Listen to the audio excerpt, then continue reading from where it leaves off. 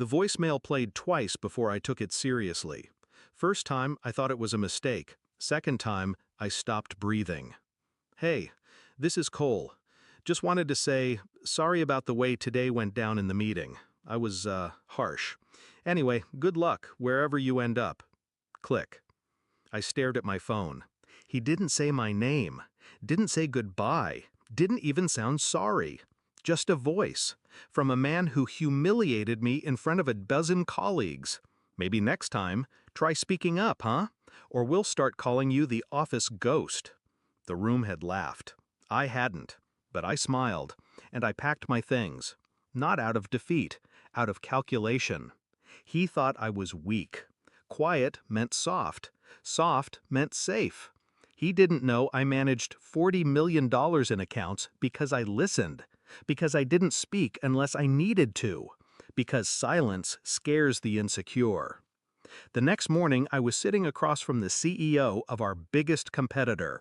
He asked one question: why now? I slid a black folder across the table, my client list, retention rates, and 3 signed letters of transition. He didn't need to ask anything else. That afternoon, his legal team drafted my contract. That evening, his secretary informed me who they'd called to confirm my portfolio. Not Cole, not even Cole's manager, his boss's boss, the one who sat on quarterly reviews like a god at the altar, the man who approved promotions and terminations. I never posted my new job online, never updated my email, not until after the call came. Hey, did you really jump ship? Just wanted to check if you're still planning to join the quarter's client dinner. Even his assistant reached out, confused. He didn't know yet, but word was bleeding through the seams, and I stayed quiet. Let the silence build. Let the absence echo. I began forwarding client migration notices through legal. We CC'd his entire department, HR, finance, his boss. No name, just initials in the CC list. Each day, one more name vanished from his books. I watched LinkedIn light up like a battlefield. Thrilled to work with me on our new venture. Thank you to me for a seamless transition. And still, he didn't call. Not until the email. From his personal Gmail.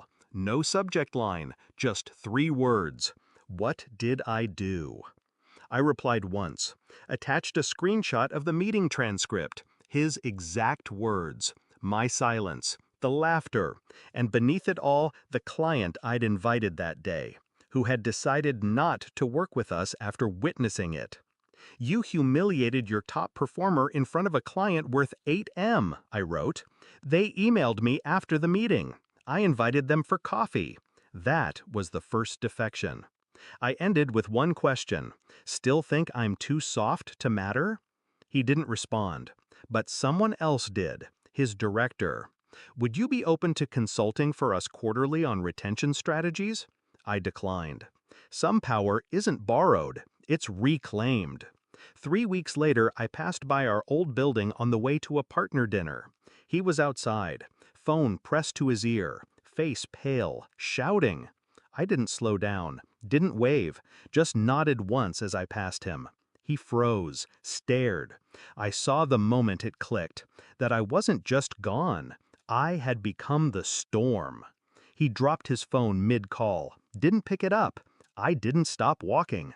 That was the only confrontation he ever got. No shouting, no revenge speech, just a quiet nod from the person he dismissed. I never went back, never emailed, never followed up. I don't need to. His name shows up on industry articles now, in lowercase footnotes, not for achievements, for exits. Company undergoing leadership structuring. I hear he works for a startup now, something small, no major clients. He might still think I overreacted, that I took it too far, but he was wrong about one thing. It was never about the meeting. It was about every moment he thought I wasn't paying attention. I was, and when the time came, I let silence do what noise never could. Moral of the story: never mistake quiet for weak. The most dangerous people are the ones who wait, Watch and strike when the silence is loud enough to bury you.